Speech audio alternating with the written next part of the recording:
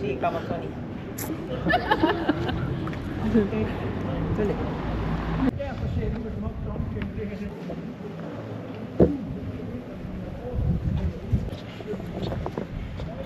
Der var også et lille smyske dengang. Det her højre, det havde det lidt bedre. Og så faldt det, and he was equal. So there was symmetry those days. But then they decided this would be very solid. So they made the red one. The night watchman was the town's police. So everybody had done something same day or the day after. Her i Ribe, hvis man lavede noget forkert, så skrev det dagen efter igen. Og det kunne være 10 piskeslag ved. Altid kl. 4 dagen efter. Og hvorfor tror jeg det? And that place was 850 in the Viking Age. Stone church was built.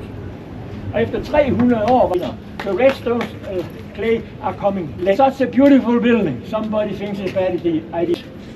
Sand in the morning. Or morning in the sand. Then you could be sure there would be no...